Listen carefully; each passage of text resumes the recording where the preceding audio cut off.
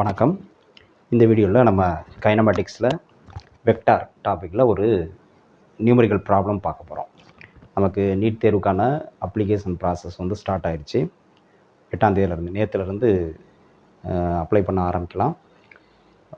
Last date தெரியும் March 8 இல்லையா? March 8 night 11:50 வரலையும் அப்ளை பண்ணலாம் அப்படின்னு சொல்லியிருக்காங்க. அது கடைசி தேதி வரலையும் காத்திருக்க வேணாம். ஏன்னா கடைசி நாளாக ரஷ் ஆகும், சர்வர் பிஸி ஆகும், அப்ளை பண்ண முடியாமல் போகலாம். இந்த ப்ராப்ளம்லாம் இருக்குது. அதனால் ஏர்லியராக அப்ளை பண்ணி முடிச்சிடுங்க, அது ரொம்ப முக்கியம். அதே மாதிரி ரொம்ப தீவிரமாக ப்ரிப்பேர் பண்ணுங்கள். ஏன்னா நமக்கு வந்து May 3 எக்ஸாம் இல்லையா? மே மந்த்து 3 சண்டே, அதாவது May 3 அது சண்டே வருது எக்ஸாமு. ஸோ அப்படி பார்க்குறப்ப நமக்கு வந்து 3 மாதத்தை விட கம்மியாக தான் இருக்குது. இப்போ Februaryயில் இன்றைக்கி டேட் வந்து 9th இல்லையா? இதில் வந்து ஒரு 28னா இதில் ஒரு 19 டேஸ் தான் இருக்குது. மார்ச் ஃபுல்லாக, ஏப்ரல், ஸோ 2 மாதம். அதில் ஒரு 60, இதில் ஒரு 20 வச்சோட 80 டேஸ், 82 டேஸ் தான் இருக்குது நமக்கு. ஸோ ரொம்ப தீவிரமாக ப்ரிப்பேர் பண்ணுங்கள். போன தடவை எக்ஸாம் எழுதி சீட்டு கிடைக்காமல் தவற விட்டவங்க இந்த தடவை கண்டிப்பாக சீட்டு கிடைக்கணும் அப்படிங்கிற நம்பிக்கையோடு ரொம்ப தீவிரமாக ப்ரிப்பேர் பண்ணுங்கள். கண்டிப்பாக கிடைக்கும். அதே மாதிரி ஃபஸ்ட்டு அட்டம்ப்ட்டு கொடுக்குறவங்களும், முதல் முயற்சி பண்ணுறவங்களும் ரொம்ப தீவிரமாக முயற்சி பண்ணுங்கள். நீங்கள் எந்தளவுக்கு ஹார்ட் ஒர்க் பண்ணுறீங்களோ அந்தளவுக்கு நீங்கள் செலக்ட் ஆகிறதுக்கான வாய்ப்பு வந்து அதிகமாக இருக்கும். டைம் வேஸ்ட் பண்ணாமல் ப்ரிப்பேர் பண்ணுங்கள். நம்ம இது வரைக்கும் வந்து நிறைய டாபிக்ஸ் வந்து கவர் பண்ணியிருக்கோம். பழைய லாஸ்ட் இயர் போட்டதும் சரி, இப்போ போட்டதும் சரி, வரிசையாக பார்த்தீங்கன்னா ப்ளேலிஸ்ட்டு இருக்குது. நிறைய ஒவ்வொரு சாப்டருக்கும் ப்ளேலிஸ்ட் இருக்குது. அதனால் இப்போ இடையில வந்து சில நேரத்தில் சில நாட்களில் வந்து ஏதாவது ஒர்க்கு வந்து முக்கியமான ஒர்க் வந்துருச்சுன்னா நம்ம கிளாஸ் போட முடியாமல் சூழ்நிலை ஆகிடும், போட முடியாமல் இருக்கும். ஸோ அந்த நேரத்தில் நீங்கள் வந்து டைம் வேஸ்ட் பண்ணாமல் இதுக்கு முன்னாடி நம்ம போட்டிருக்கிற வீடியோஸ், மற்ற சாப்டர்ஸ்லாம் நம்ம அப்லோட் பண்ணியிருக்கிற வீடியோஸை வந்து தொடர்ந்து பார்த்துக்கிட்டே இருங்க. அது ரொம்ப முக்கியம். அதுலேயே நிறைய எம்சிக்யூஸ்லாம் நிறைய சால்வ் பண்ணியிருக்கோம், கான்செப்ட்ஸும் போட்டிருக்கோம். அதனால் அதை நீங்கள் பார்த்து முடிக்கிறதுக்கே டைம் பத்தாது. அதனால் நிறைய இருக்குது. பழைய இதை வந்து எடுத்து சாப்டர் வைஸ் போட்டிருக்கோம், அதை எடுத்து பார்த்து அது ப்ராக்டிஸ் பண்ணுங்கள். அது முக்கியம். இன்னும் இருக்கிற அந்த 2.5 மந்த்தில் நம்ம மற்ற டாபிக்ஸ் எல்லாமே வந்து கவர் பண்ணிடுவோம். ஓகே, அதில் ரெகுலராக பார்த்துட்டு வாங்க, ரெகுலராக ப்ராக்டிஸ் பண்ணிட்டு வாங்க. ஓகே, இப்போ நம்ம இந்த ப்ராப்ளம் பார்க்கலாம். நம்ம கைனமேட்டிக்ஸில் வெக்டார்ஸில் ஒரு ப்ராப்ளம். இது நமக்கு என்சிஆர்டியில் இருக்கக்கூடிய ஒரு கொஸ்டின். ஓகே, இதெல்லாம் சால்வ் பண்ணி பழகணும் அப்படின்னா பேசிக்காக நமக்கு அந்த வெக்டார்ஸில் இருக்கக்கூடிய வெலாசிட்டி என்ன, ஆக்சிலரேஷனா என்ன, டிஸ்பிளேஸ்மெண்ட்டாக என்ன, அந்த கான்செப்ட் வந்து நமக்கு கிளியர் ஆகிடும். ஸோ அதை பேஸ் பண்ணி எந்த மாதிரி நம்ம கொஸ்டின் கேட்டாலும் அதை சால்வ் பண்ண முடியும். Okay, right. இப்போ பாருங்கள் என்ன கொஸ்டின்னா, a particle starts from origin at t equal to 0 second with the velocity of 10 j cap meter per second and moves in the xy plane with the constant acceleration of 8.0 I cap plus 2.0 j cap meter per second square. Question என்னன்னா, at what time is the x coordinate of the particle 16 meter? அதுலேயே what is the y coordinate of the particle at that time? அடுத்து அதில் இன்னொரு question என்ன கேட்குறாங்கன்னா, what is the speed of the particle at the time? இதுதான் question. இதை தமிழில் translate பண்ணோம்னா, t = 0 செகண்ட் நேரத்தில் ஆதிப்புள்ளியிலிருந்து 10.0 j cap metre per second திசை வேகத்தில் நகரத் தொடங்கும் துகள் 8.0 I cap plus 2.0 j cap metre per second square என்ற மாறா முடுக்கத்தில் xy தளத்தில் இயங்குகிறது. எந்த நேரத்தில், கொஸ்டின் தான், எந்த நேரத்தில் துகளின் எக்ஸ் ஆயத்தொலைவு 16 மீட்டர் ஆக இருக்கும், அதிலே அதே நேரத்தில் துகளின் ஒய் ஆயத்தொலைவு என்ன அப்படின்னு கேட்குறாங்க. அடுத்தது அந்த நேரத்தில் துகளின் வேகம் என்ன அப்படிங்கிறத கண்டுபிடிக்கணும். இதுதான் கொஸ்டின். அப்போ துகள் வந்து XY தளத்தில் இயங்குது. நம்ம சொல்லியிருக்கோம், இந்த போர்டு வந்து ஒரு XY தளம் அப்படின்னு சொல்லலாம். இது எக்ஸ் ஆக்சிஸ்னால் இது ஒய் ஆக்சிஸ். ஸோ இந்த தளத்தில் ஒரு துகள் வந்து இயங்குது. ஆதி புள்ளியிலிருந்து எங்கே நகருது? இதுதான் ஆதி புள்ளி, எக்ஸும் ஒய்யும் மீட் பண்ணுற பாயிண்ட்னு வச்சுக்கோம். ஸோ இங்கேருந்து நகர தொடங்குது. டைம் ஸ்டார்ட் ஆகிறப்ப t = 0 செகண்ட். அப்போ இங்கேருந்து ஆரிஜினிலிருந்து நகர ஆரம்பிக்குது. ஸ்டார்ட் பண்ணும்போதே அதனுடைய வெலாசிட்டி, இனிஷியல் வெலாசிட்டி என்ன அப்படின்னா 10.0 j cap metre per second சொல்லியிருக்காங்க. அப்படின்றது ஸ்டார்ட் பண்ணுறப்ப திசைவேகம் வந்து 10.0 ஜே கேப்னா என்ன அர்த்தம்? அது நகர ஆரம்பிக்கிறப்ப அது வந்து என்னது ஒய்ஹெச்சுக்கு இந்த திசையில் நகர ஆரம்பிக்குதுன்னு அர்த்தம் இல்லையா? அந்த திசையில் நகர ஆரம்பிக்குது, ஒய்ஹெச்சினுடைய திசையில் நகர ஆரம்பிக்குது. ஆனால் அது அப்படியே போகாது, அப்படியே போகலை. ஓகே, அது என்னன்னு பார்ப்போம். நம்ம அது புரிஞ்சுக்கணும், கொஸ்டினை புரிஞ்சுக்கிறதுக்காக தான் சொல்கிறேன். எனக்கு கொஸ்டினை எரேஸ் பண்ணிடுவேன் அதுக்காக. அப்போ ஒய்ஹெச்சினுடைய திசையிலேயே வந்து இப்படி போகலை. ஏன் போகலை? ஆக்சலரேஷன் இருக்குது, constant acceleration. The particle is under constant acceleration. மாறா முடுக்கம் இருக்குது. முடுக்கம் இருக்குன்னா என்ன அர்த்தம்? அதனுடைய திசைவேகம் மாறுதுன்னு அர்த்தம். திசைவேகம் மாறுதுன்னா அதனுடைய வேகமும் மாறலாம், திசையும் மாறலாம். இப்படி ஒய்ஹெச்சினுடைய திசையில் போயிட்டுருக்கிற அந்த துகளை வந்து என்னது ஏதோ ஒரு விசை பிடிச்சி இழுத்து என்னது அதனுடைய திசையை மாற்றுது. ஓகே, வெறும் ஒய்ஹெச்சினுடைய திசையிலேயே போயிட்டு இருந்ததுன்னா என்ன அர்த்தம்? அது வந்து நேர்கோட்டு இயக்கமாக மாறும். அது வந்து ஒரு தளத்தில் இயங்குதுன்னு சொல்ல முடியாது. ஓகே, ரெக்டிலினியர் மோஷனாக மாறும். பட் இங்கே வந்து we are talking about motion in a plane. அப்போ ஒரு தளத்தில் இயங்குது. அதனால தான் நமக்கு வந்து என்னது ஆரம்பத்த திசைவேகம் வந்து ஒய்ஹெச்சினுடைய திசையில் இருந்தாலும் முடுக்கம் வந்து பார்த்திங்கன்னா ஐ கேப் ஜே கேப் ரெண்டுமே வருது, எக்ஸ்ஹெச் ஒய்ஹெச் ரெண்டுமே வருது. இதுதான் நம்ம பார்க்குறோம். ஸோ இதை புரிஞ்சுக்கணும். இப்போ நமக்கு கொஸ்டின் என்னென்னா, எந்த நேரத்தில் துகளினுடைய தொலைவு எக்ஸ்ஹெச்சினுடைய ஆயத்தொலைவு, அதாவது x coordinate of the particle வந்து 16 மீட்டர் இருக்கும். எக்ஸ்ஹெச்சில் அதனுடைய தொலைவு வந்து 16 மீட்டர் எந்த டைமில் இருக்குன்னு கேட்குறாங்க.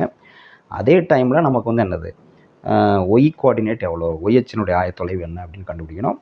அப்புறம் அந்த நேரத்தில் அதே டைமில் அந்த துகளினுடைய வேகம் என்ன அப்படிங்கிறது கண்டுபிடிக்கணும், ஸ்பீட் என்னன்னு கண்டுபிடிக்கணும். இதுதான் கொஸ்டின். ஓகே, இதை பார்க்கலாம். முதல்ல கொஸ்டின் நோட் பண்ணிக்கங்க.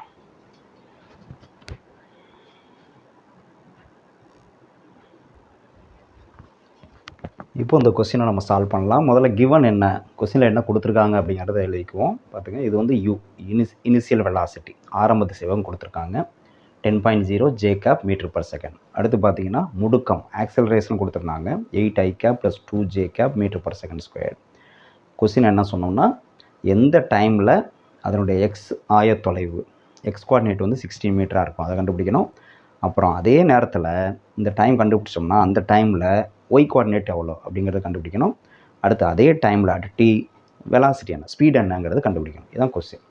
இப்போ நம்ம என்ன ஈக்குவேஷன் எடுக்கலாம்? ஃபஸ்ட்டு எக்ஸிக்கு அதனுடைய எக்ஸ் கோஆர்டினேட் எவ்வளோ அட்டு டி அப்படிங்கிறது எக்ஸ் கோஆர்டினேட் வந்து 16 மீட்டர் ஆகிறப்ப டி எவ்வளோன்னு கண்டுபிடிக்கணும்.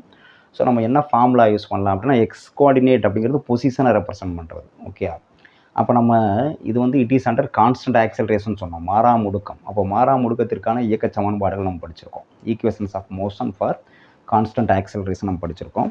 அதில் ஒரு ஈக்குவேஷன், பொருத்தமான ஈக்குவேஷன் நம்ம எடுத்துக்கிறோம். என்ன ஈக்குவேஷன்? அந்த ஈக்குவேஷன் எடுக்கலாம். S equal to ut plus half at square. இந்த ஈக்குவேஷன் நம்ம எடுத்துக்கிறோம். s equal to ut plus half at square.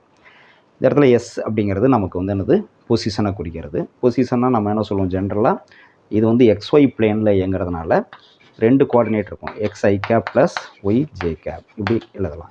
எஸ்ஸை வந்து வெக்டாரில் இப்படி எழுதலாம். ஓகே, ஸோ எஸ்ஸுக்கு வந்து எக்ஸ் கோஆர்டினேட்டர் இருக்குது, ஒய் கோஆர்டினேட்டர் இருக்குது. ஈக்குவல் டு யூ, யூங்கிறது என்னது இனிஷியல் வெலாசிட்டி, அது கொடுத்துருக்காங்க. கிவன் எவ்வளவு 10 ஜே கேப், அது எழுதியாச்சு. அடுத்து வந்து டி, அதான் நம்ம கண்டுபிடிக்கணும். Okay, so into D plus half a given எவ்வளோ கொடுத்துருக்காங்க? ஏ வந்து 8 ஐ கேப் ப்ளஸ் 2 ஜே கேப் கொடுத்துருக்காங்க. ஏ டி ஸ்கொயர் அது நம்மளுக்கு தெரியாது, அது இருக்கட்டும். ஓகே, டி எவ்வளோ நம்மளுக்கு தெரியாது, அதெல்லாம் கண்டுபிடிக்கணும். சரி, இப்போ வந்து பாருங்கள், இதை வந்து 2ஆல் டிவைட் பண்ணால் 4 ஆயிரும்.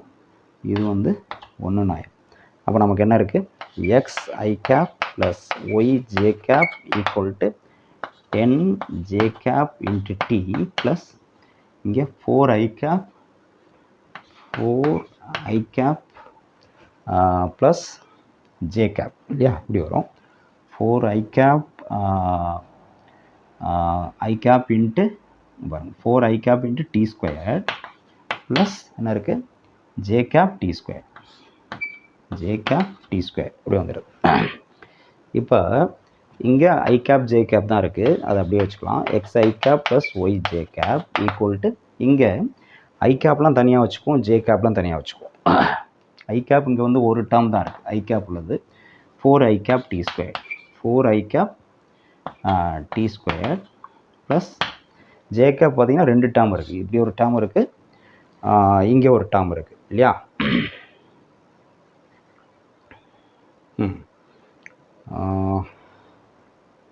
கரெக்டு தான். ut plus half a t square. நம்ம வந்து இப்போ கண்டுபிடிக்க வேண்டியது வந்து என்னது, டி தான் கண்டுபிடிக்கணும். ரைட். இப்போ பார்த்தீங்கன்னா ஜே கேப்லாம் ஆட் பண்ணோம்னா இங்கே வந்து 10 ஜே கேப் இருக்குது. அங்கே வந்து அதாவது 10t ப்ளஸ் 10t, அதாவது ஜே கேப் உள்ள டேர்ம் கோஎஃபிஷியன்ட் பார்த்தீங்கன்னா 10t. இங்கே வந்து என்னது 1t ஸ்கொயர், தட் இஸ் டி ஸ்கொயர். காமனாக ஜே கேப் எடுக்கலாம். இப்போ இங்கே வந்து என்னது ஜே கேப் எடுத்தாச்சு. ஓகே, ஜே கேப் காமனாக எடுத்தாச்சு. இப்படி எடுத்துட்டோம். ஸோ இப்போ இங்கே ஐ கேப் டேர்ம் ஒன்று இருக்கும், ஜே கேப் டேர்ம் வந்து ஒன்று இருக்கும். அதே மாதிரி இந்த பக்கமும் இருக்கும்.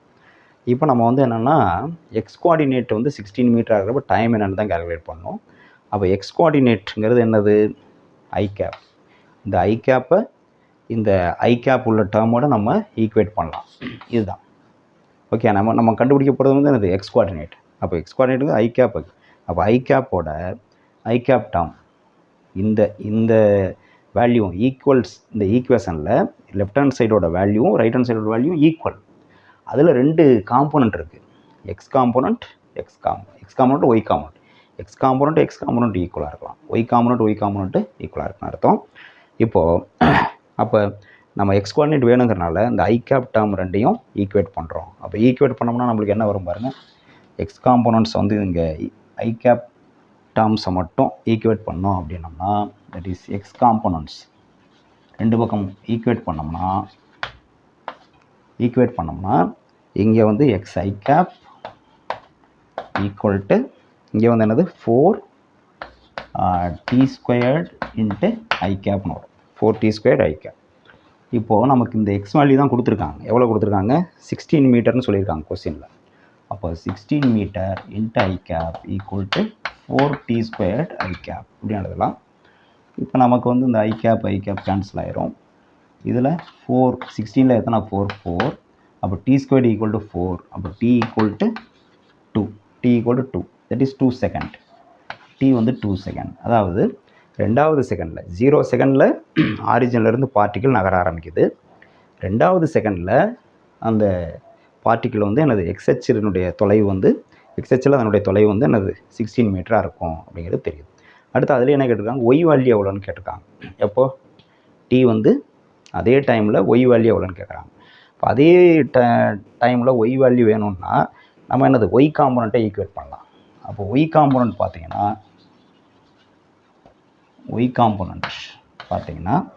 இங்கே வந்து என்னது ஒய் ஜே கேப் இல்லை எழுதுகிறேன், ஒய் ஜே கேப் ஈக்குவேட் பண்ணோம்னா இங்கே 10t ப்ளஸ் டி ஸ்கொயர் இல்லையா, t square into j cap equate பண்ணணும். ஜே கேப் கேன்சல் பண்ணிடலாம். நமக்கு ஒய் வேல்யூ தான் எவ்வளோன்னு கேட்குறாங்க. அட்டு டி எவ்வளோன்னு கண்டுபிடிச்சிருக்கோம், 2 செகண்ட் கண்டுபிடிச்சிருக்கோம். அதை சப்ஸ்டிட் பண்ணோம்னா ஒய் ஈக்குவல் டு 10 இன்ட்டு டியோட வேல்யூ 2, ஸோ இன்ட்டு 2 ப்ளஸ் டியோட வேல்யூ 2 செகண்ட், 2 ஸ்கொயர் இப்படி வரும். அப்போ Y equal to 20 plus 2 square 4 இல்லையா. அப்போ எவ்வளோ வரும், ஒய் ஈக்குவல் டு 24 மீட்டர்னு ஒன்று. அப்போ எக்ஸ் வந்து 16 மீட்டர்னால் ஒய் வந்து எவ்வளவு 24 மீட்டர்னு கிடச்சிருக்கு. அடுத்து என்ன கேட்குறாங்க, அந்த டைமில் வெலாசிட்டி என்னன்னு கேட்குறாங்க. ஏன்னா இந்த பார்ட்டிக்கிள் இஸ் ஆக்சிலரேட்டர்னு சொல்லிட்டோம். முடுக்கமடையுதுன்னா என்னது, திசைவேகம் மாறுது. அப்போ ஆரம்பத்தில் t = 0 செகண்டில் வேகம் வந்து இது திசைவேகம் இது. இந்த 2வது செகண்டில் இதே வேகம் இருக்காது இல்லையா, வேகம் வந்து மாறி இருக்கும். எவ்வளோன்னு கண்டுபிடிக்கணும். அப்போ அதுக்கு என்ன ஈக்குவேஷன்ஸ் ஆஃப் மோஷன் நம்ம யூஸ் பண்ணோம் அப்படிங்கிறத பார்க்கணும். முதல்ல வந்து இதை நோட் பண்ணிக்கங்க, நான் எரேஸ் பண்ணிக்கிறேன். இப்போது 3rd கேஸ் நம்ம கண்டுபிடிக்கிறதுக்கு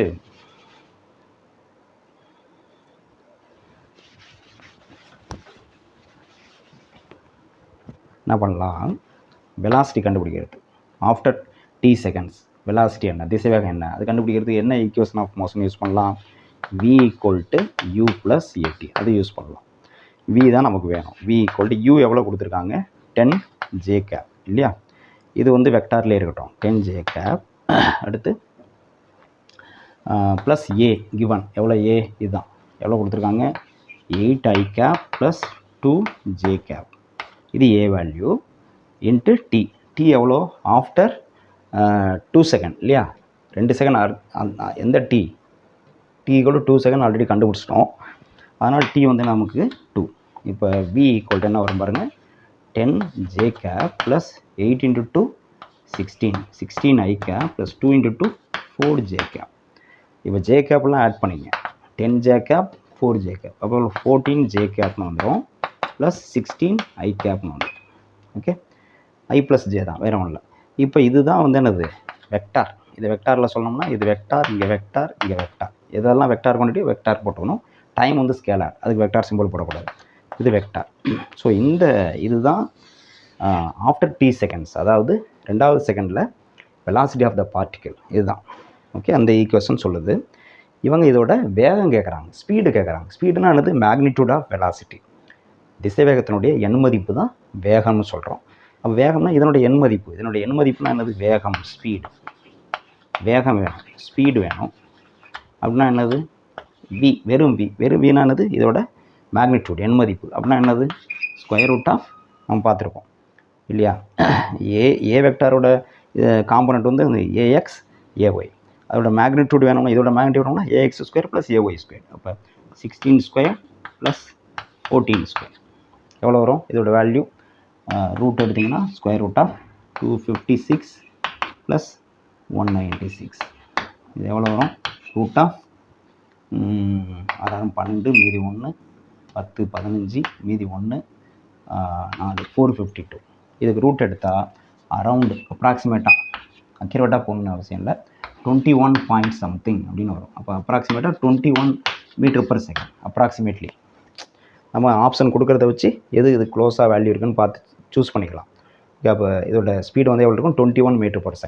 இங்கே பார்த்தீங்கன்னா ஸ்பீடு வந்து எவ்வளோ இருக்குது? 10 m/s இருக்குது இல்லையா? இங்கே வந்து ஸ்பீடு பார்த்தீங்கன்னா 21 m/s இருக்குது இல்லையா? ஸ்பீடு வந்து அதிகமாக இருக்குது அப்படிங்கிறது நம்மளுக்கு தெரியுது. ஸோ அவ்வளோதான். இந்த மாதிரி ஈக்குவேஷன்ஸ் ஆஃப் மோஷனை அப்ளை பண்ண தெரியணும். இதில் வெக்டார் இருக்கிறது வந்து நமக்கு என்னது அட்வான்டேஜ்? ஏன்னா அந்தந்த காம்போனன்ட்ஸை மட்டும் நம்ம என்ன பண்ணுறோம்? ஈக்குவேட் பண்ணிக்கிறோம். ஓகே, அப்போ வெக்டாரோட கான்செப்டும் கிளியர் ஆகும். டிஸ்பிளேஸ்மெண்ட், வெலாசிட்டி, ஆக்சிலரேஷன், இந்த கான்செப்ட்ஸும் நமக்கு கிளியர் அண்டர்ஸ்டாண்டிங் கிடைக்கும் இந்த ப்ராப்ளத்தில். ஓகே, இது வந்து நோட் பண்ணிங்க. அடுத்த கிளாஸில் அடுத்த நியூமெரிக்கல் ப்ராப்ளம் நம்ம பார்க்கலாம். தேங்க்யூ.